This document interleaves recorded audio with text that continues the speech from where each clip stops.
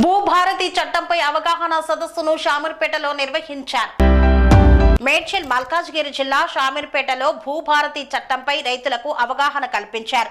ఈ యొక్క కార్యక్రమంలో కలెక్టర్ పాల్గొని భూభారతి చట్టం ద్వారా భూమికి సురక్షత లభిస్తుందని ఈ సందర్భంగా పేర్కొన్నారు. భూభారతి చట్టంపై ఎలాంటి అపోహలు వద్దు అన్నారు. ప్రజలందరూ భూభారతి చట్టం గురించి విశ్లేషంగా తెలుసుకోవాలని సూచించారు. ప్రజలకు అవగాహన కల్పించాల్సిన బాధ్యత అధికారులపై ఉందని తెలిపారు కలెక్టర్.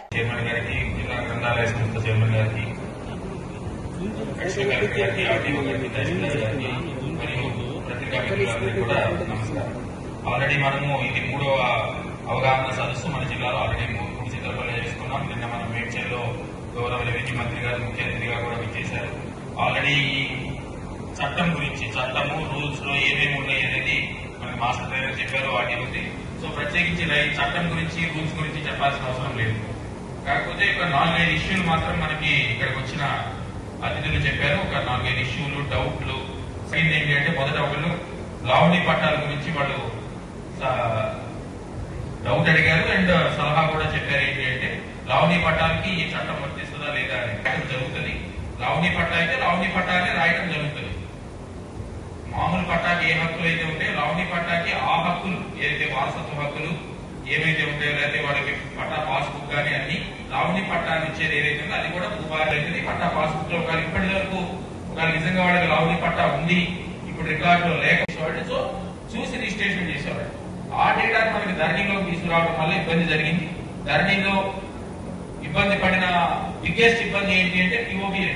ఒక విధంగా చెప్పాలంటే ధరణి వల్ల జరిగిన ఎక్కువ మంది రైతులు ఇబ్బంది పడింది పిఓబీనే. దాన్ని మనం కొన్ని రోజుల నుంచి మన పిఓబీ మాడ్యూల్లో సుమోటోగా రిమూవల్ ఆప్షన్ మనకి లేదు కాబట్టి రైతులు అప్లై చేసుకుంటే రిమూవ్ చేసాం. ఇప్పుడు కూడా ఇన్ఫాక్ట్ మొన్న రిమూవ్ చేయడానికి ధరణి యాక్ట్ లో ఎట్టి పరిస్థితుల్లో ఏ ప్రొవిజన్ కూడా లేదు. ఇందాక ఆర్డీఓ గారు చెప్పినట్టు మనం ఒక విధంగా ప్రొవిజన్ లేకపోయినా కూడా మన మీద సొంత తెలివితేటలు వాడి చేశాము. బట్ ఇప్పుడు అలా కాదు. చట్టంలోనే రూల్స్ లో క్లియర్ గా పిఓబి రిమూవల్ కి ప్రొసీజర్ ఇచ్చారు.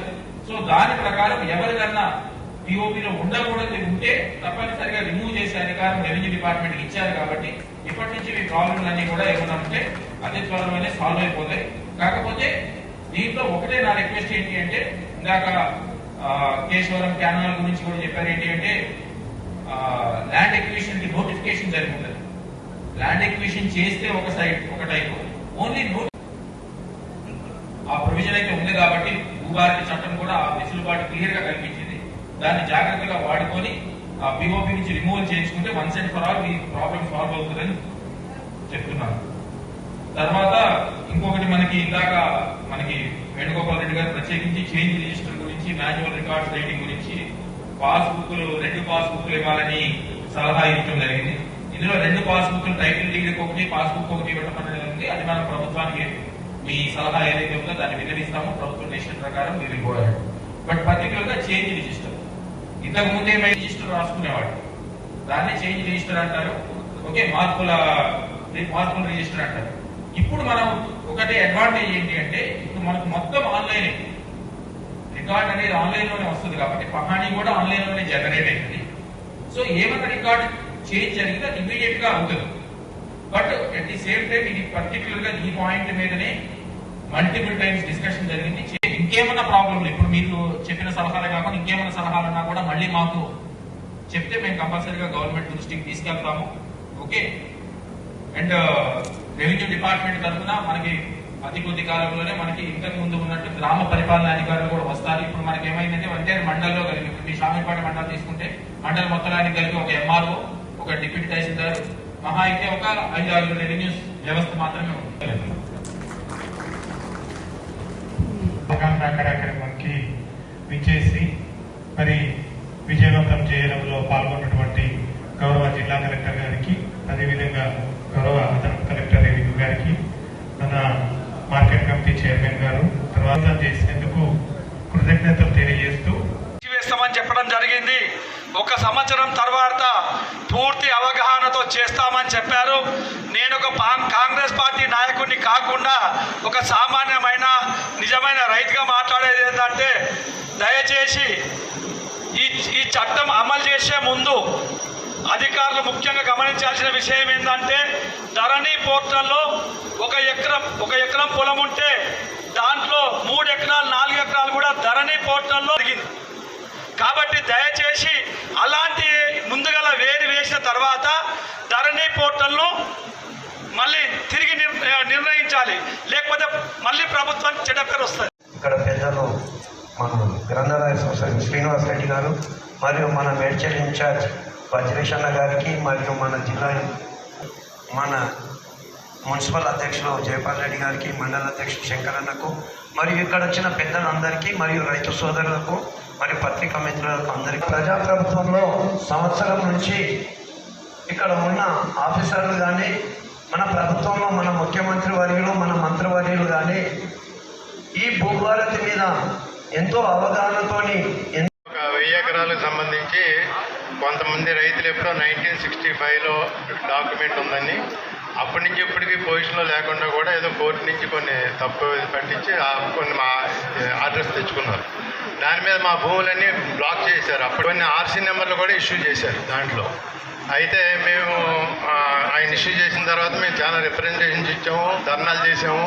తర్వాత ఇప్పుడున్న కలెక్టర్ గారు గౌతమ్ గారు వచ్చిన కొత్తలో మేము కలిసి ఇలాగ ఆర్సీ నెంబర్లు ఇష్యూ చేశారు తప్పుగా, మాకు కోర్టు ఆర్డర్లు ఉన్నాయని చెప్తే వారు మాకు కాకపోతే మాకు ధరణిలో ట్రాన్సాక్షన్ స్టేటస్లో అది ఇంకా రిఫ్లెక్ట్ అవుతుంది.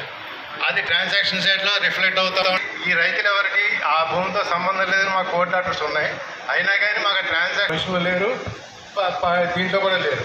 అయినా అది ట్రాన్సాక్షన్ స్టేటస్ తీయకపోతే కోర్టు ఆర్డర్స్ ఉండగా కూడా ఇంకా తీయకపోతే మాకు ట్రాన్సాక్షన్ కావట్లేదు. తెలంగాణ రాష్ట్ర ప్రభుత్వం స్వాగతిస్తున్నాం.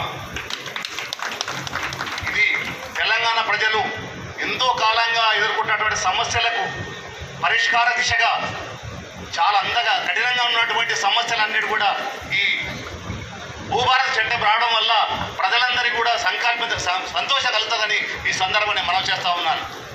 మరి ముఖ్యంగా ఈ ధరణి అనేటువంటి కార్యక్రమం రావడం వల్ల నిజంగా రైతులు ఎవరైతే ఆ యొక్క కార్యక్రమం చూసుకుంటున్నటువంటి వ్యక్తులకు మరి అందరికీ కూడా ఈ యొక్క అనుభవ కాలం లేకపోవడం మూలంగా అందరూ కూడా అన్యాయం జరిగింది.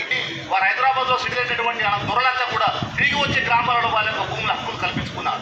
నిజంగా దున్నుకుంటున్నటువంటి ప్రజలు ఎవరైతే ఈ భూమిని ధరణి వల్ల కాబట్టి ఇప్పటికీ తీసుకున్నటువంటి భూభారత చట్టం వల్ల నిజమైనటువంటి పేదలందరూ కూడా చాలా చక్కటి అవకాశము, చక్కటి సంతోషము, చక్కటి అవకాశం జరుగుతుందని ఈ సందర్భాన్ని నేను నమ్ముతా ఉన్నాను. దానికి ప్రభుత్వానికి ధన్యవాదాలు చెప్తాను. మరి ముఖ్యంగా అవగాహన సదస్సు ఏర్పాటు చేసుకున్నాము.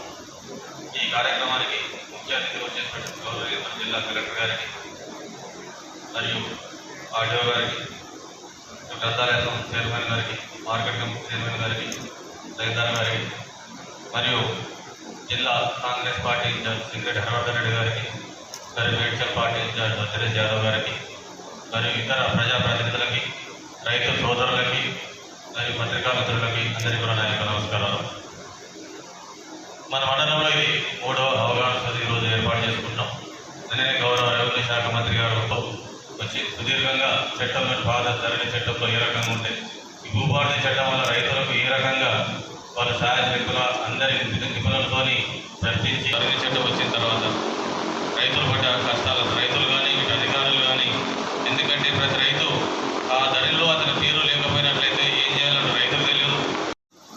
తాతల నుంచి ముత్తాతల నుంచి వందల సంవత్సరాల నుంచి ఉన్నటువంటి భూములను కూడా ప్రొబిటెడ్లో పెట్టి ముప్పు తిప్పలు పెట్టి సూసైడ్ చేసుకునేటువంటి పరిస్థితి కూడా గత ప్రభుత్వం ధరణి ద్వారా చూసినాం. మనం మంచి డైనమిక్ అయినటువంటి మంచి అధికారులు ఉన్నారు. కానీ సార్ మీకు ప్రభుత్వానికి మంచి పేరు తెచ్చినా, ఎందుకంటే కలెక్టర్ గారికి తెలిసిందే కానీ నేను చెప్తా ఉన్నా, ఒక సర్వే నెంబర్లో 10 ఎకరాల భూమి ఉంటే అందులో ఎకరాలో 2 ఎకరాలు ఏదో గొడవల నుండి ప్రొబిటెడ్లో ఉంటే మొత్తం సర్వే నెంబర్ మొత్తం ప్రొబిటెడ్లో పెట్టి ఆనాడు చాలా ఉసురు పోసుకోవడం జరిగింది. చాలా మందికి నష్టాలు జరిగినాయి. మరికొంత ఆల్రెడీ ఇల్లు అయిపోయి సంవత్సరాల తరబడి ఇల్లు కట్టుకొని రూపాయి కూడబెట్టి ఇల్లు కట్టుకున్నటువంటి వాళ్ళ ఆ భూముల మీద మళ్ళీ పాస్బుక్లు ఇచ్చి వాటిని వాళ్ళకు రిజిస్ట్రేషన్ చేస్తామని